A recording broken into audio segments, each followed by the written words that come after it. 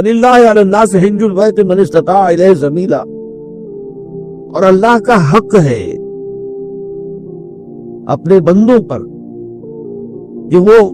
کہ وہ حج کریں اس کے اس گھر کا جو کوئی بھی استطاعت رکھتا ہو سفر کی۔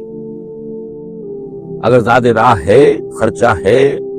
جانے آنے کے اخراجات مہیا ہیں، اور یہ کہ آپ پیچھے جن کو چھوڑ کر جا رہے ہیں ان کے لیے بھی اتنے وقت کا جو ہے وہ انتظام ہے کھانے پینے کا، گزارے کا، نان نفقے کا، تو آپ پر حج فرض ہو گئے۔ اب اگر اس فرضیت کے بعد کوئی شخص تاخیر کرتا ہے تو بڑے گناہ میں مبتلا ہے۔ جیسے ہی فرضیت ہو جائے، پہلا کام جو ہے، پہلا قرض جو ہے، یوں سمجھیے یہ اللہ کا قرض ہے بندوں پر۔ یہ لام جو آتا ہے، لام اور اعلیٰ، لام کسی کے حق کے لیے، اعلیٰ کسی کے اوپر حق ہونا۔ وَلِلَّهِ عَلَى النَّاسِ حِجُّ الْبَيْتِ مَنِ اسْتَطَاعَ إِلَيْهِ سَبِيلًا، یہ تو اللہ کا حق ہے لوگوں پر، لوگوں کے ذمے، یہ قرض ہے اللہ کہ اس کے گھر کا حج کریں، جائیں، طواف کریں، اور جو بھی اس کے مناسک ہے ادا کریں، اور وہیں پر قربانی کا بھی ہے۔ لِيَشْهَدُوا مَنَافِعَ لَهُمْ وَيَذْكُرُوا اسْمَ اللَّهِ فِي أَيَّامٍ مَّعْلُومَاتٍ عَلَىٰ مَا رَزَقَهُم مِّن بَهِيمَةِ الْأَنْعَامِ فَكُلُوا مِنْهَا وَأَطْعِمُوا الْبَائِسَ الْفَقِيرَ، اسی کے اندر جو ہے مناسک کے اندر قربانی بھی ہے۔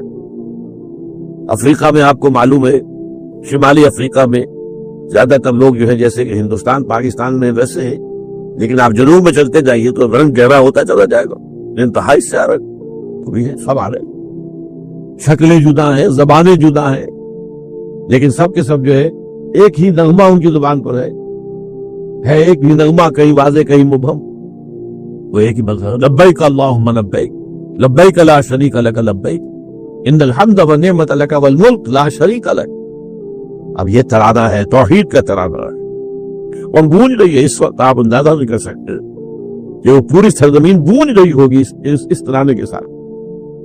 کیونکہ تھوڑی دیر کے بعد نئے قافلے داخل ہو رہے ہیں۔ ابھی ایک قافلہ جو ہے اس نے صحیح مکمل کیے، شامل ہو گیا، بلکہ اس کے دوران ابھی اس کا ختم نہیں ہوا کہ تیسرا قافلہ چلا رہا ہے۔ وہ تو یہاں تو ظاہر بات ہے کہ میں نے چونکہ نقشہ اپنی نگاہوں سے دیکھا ہے،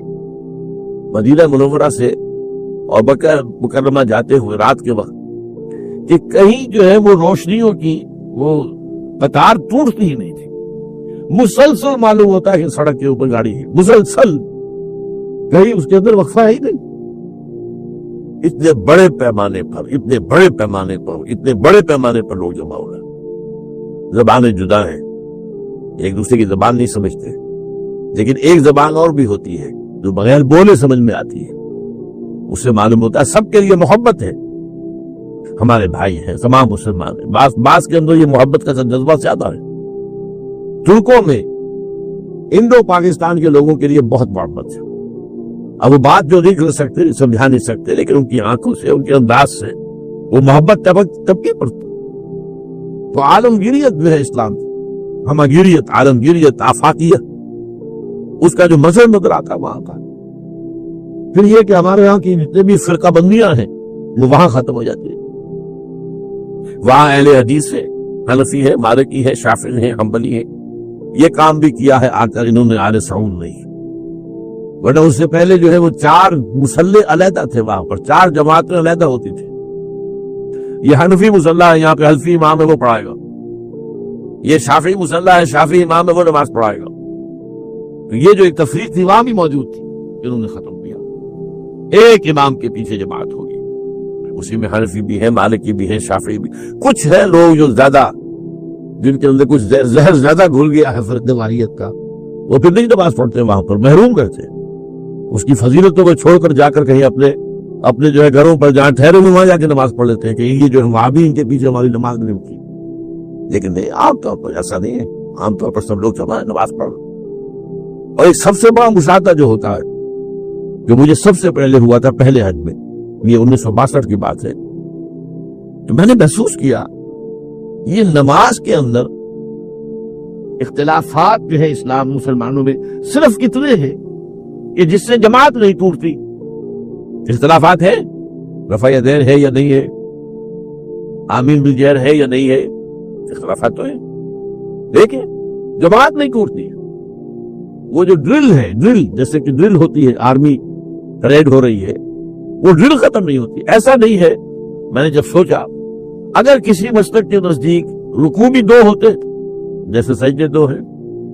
تو وہ لوگ تو ایک رکوع کے بعد دوسرا رکوع کرتے اور باقی لوگ سجدے میں چلے گئے ہوتے, جماعت ٹوٹ جاتی. یا اگر کسی کے نزدیک ہر رکعت کے اندر جیسے رکوع ایک ہے سجدہ بھی ایک ہی ہوتا تو کچھ لوگ تو ایک سجدہ کر کے کھڑے ہو جاتے ہیں اور دوسرے لوگ یہ دوسرا سجدہ کر رہے ہوتے ہیں, جماعت ٹوٹ جا سکے. تو یہ میں سمجھتا ہوں کہ کس کی حکمت ہے, کس نے یہ طے کیا کہ ٹھیک ہے آپ میں رنگا رنگی بھی ہو, ذوق اس عمل کو ہے زیب اختلاف سے, اختلاف بھی ہے, رفع یدین بھی ہو رہا ہے, امین بالجہر بھی ہو رہا ہے, نہیں بھی ہو رہا ہے, سب کچھ ہے, لیکن کوئی اجتماعیت نہیں ٹوٹ رہی ہے. یہ وہ یوں سمجھیے کہ یہ زندہ موجودہ ہے اسلام کا کہ 1400 برس بیت گئے ہیں اور کتنے بڑے علاقے میں اسلام پھیلا ہے, اور یہ کہ مختلف مسالک وجود میں ہے, اس میں کوئی شک نہیں ہے. حنفیہ کے علاقے کے اندر آپ کو ملے ہی صرف شافعی, ہندوستان کا بھی مغربی ساحل کے صرف شافعی ملیں گے آپ کو.